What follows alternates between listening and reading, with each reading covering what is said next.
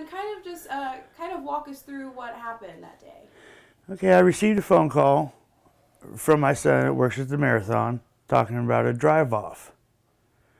So we go up there, to find out what was going on, because it takes an act of God to get any response from the town police here. So we go up there to see what was going on. He explained to us a black SUV pumped gas and drove off. Or actually, a black SUV pumped gas, then went to Burger King, then drove off. So as we're walking into the marathon, he's telling me this. I look out the window, I see a black SUV drive out. So I said, okay, is that the vehicle? He goes, I don't know. So we proceed to follow it. So we head north on 63, and I'm not sure what county road it was, but we turned west on the county road. My wife writes down license plate number. I flash my lights and stuff, my high beams and whatnot. I got this little device in the car for my grandson. He used to, at one point, wanted to be a cop one day. I used to do law enforcement. But now, because of the incident, what the officers did yesterday, he's totally traumatized. But anyhow, I got this light device that he likes to play with. He likes to pull over werewolves and bunny rabbits and stuff like that. So I flipped it on, I flipped it off. That was it. The car continued to go. I flashed my lights again, and it stopped. So I got out of the car. I realized, okay, a female was driving. So this is not the car that gassed and goed. So I had to say something to her. Now, remind you, at this point, I am licensed to carry in the state of Indiana. So everywhere I go, I carry my firearm with me.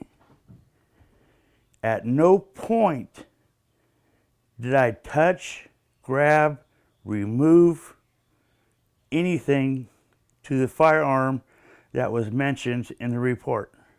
Nothing. I asked her, was she just at the marathon? Had to ask her something.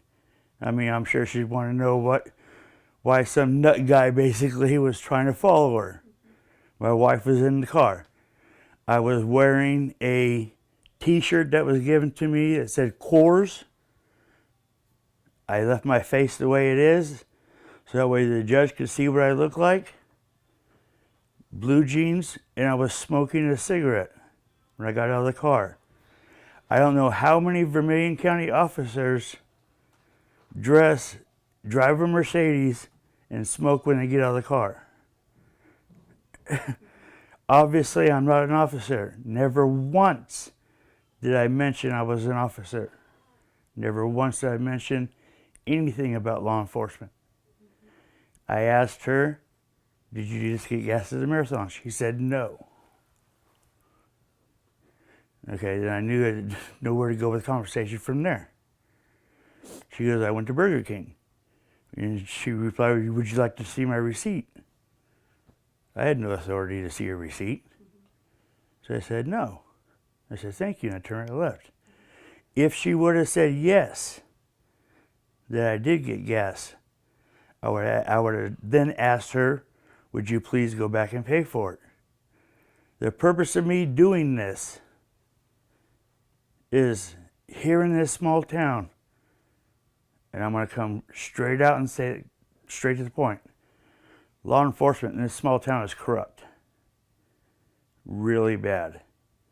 But that's not the point. The point is, the reason why I did this, because the employees at the marathon get that money taken out of their check if the money's not recovered. So my purpose was to ask her, would you please go back, My purpose was to ask the driver, if it was him, to please go back and pay. So my son doesn't get charged the money for the drive off.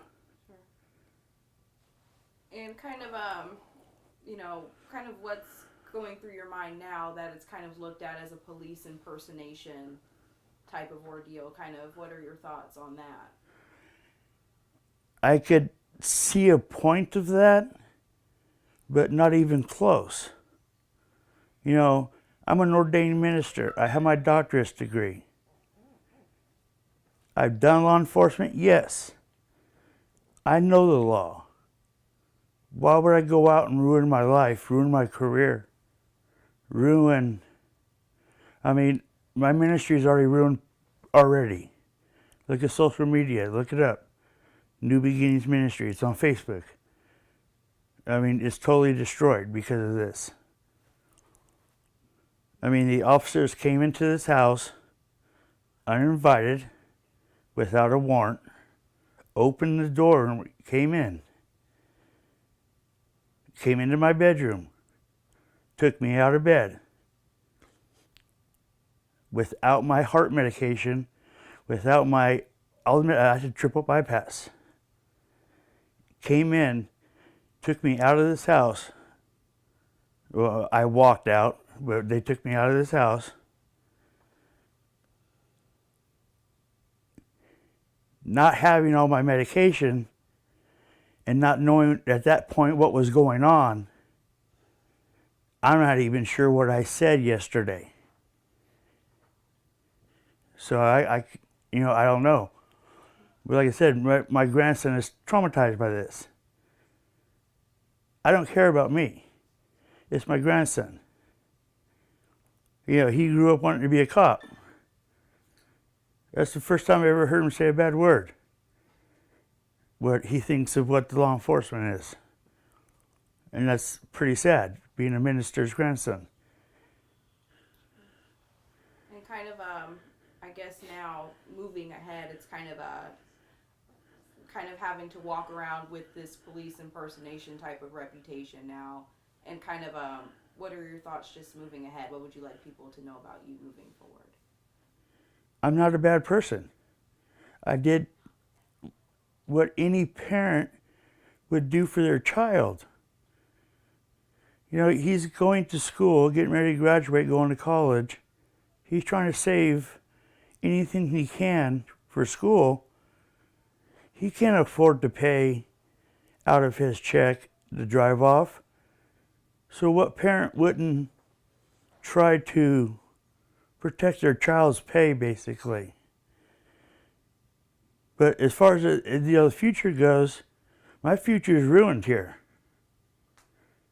I got everybody now thinking I'm this evil, sick, crazy guy that pulls people over, and that's never happened before. This is the first time. And it's what makes it look bad. Apparently, I guess it's because she was a woman. And I say she, I don't know her name. So otherwise I would refer to her as her name. But that's what makes it look bad. I'm a 45-year-old male. She was a woman.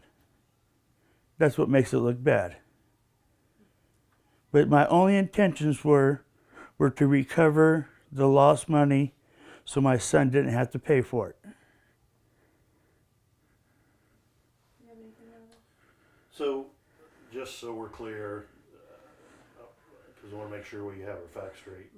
At no time you said you're a police officer. You never once mentioned that you were an officer. At no time at all did I once mention I was a police officer.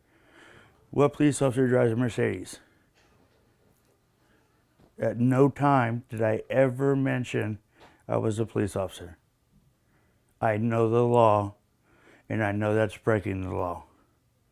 And when you talked to the officers that came to speak with you, was it, what county was it? Was it Vermilion County? I had Vermilion County, state police, and as well as the guy that works here. Town marshal? Yeah. Okay. Did Did they tell you what she had said or what the report said? I mean, what the claim was? Honestly, I don't remember. Okay. Like I said, I did not have a medication. You know, I'm sitting here at the jailhouse, you know, with chest pains and stuff like that, and, you know, trying to cooperate. You know, I've been on the other side of that. I know what they do if you don't cooperate. You know, so I'm sitting there trying to do my best to cooperate, but I don't quite remember what they said outside as far as, you know, what the report had been filed. The only thing I remember, you know, of course, the big thing that sticks out is the felony police impersonator. You said you have been in law enforcement before. Yes, What was that? I'm just curious. just law enforcement. Was it around here? No, it was state of Missouri. Okay. I mean, I guess looking back at all this, would you, hindsight being 2020, would you do this all over again, or what would you do different if you would? Write the license plate number and turn around.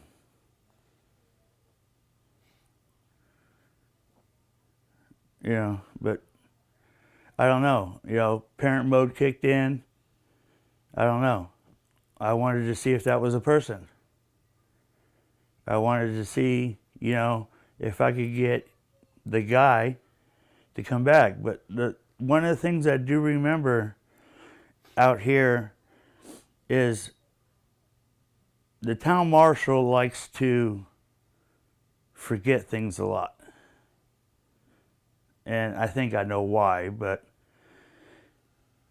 he claims that a phone call was never made to the police department about the drive-off. I know for a fact there was. My son was on the phone when I came in the store. 2 hours later, an officer responded to the marathon to review videotape. So if a call wasn't made, why was there an officer at the marathon looking at videotape? Is this a standard practice? Do they just show up and look at videotape? You know, he didn't want to respond because he didn't want to do his job. That's my feeling.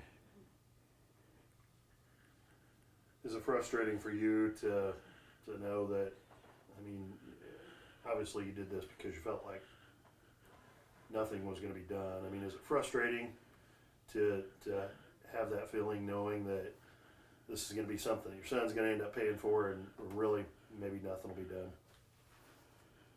Well, it's already been paid for.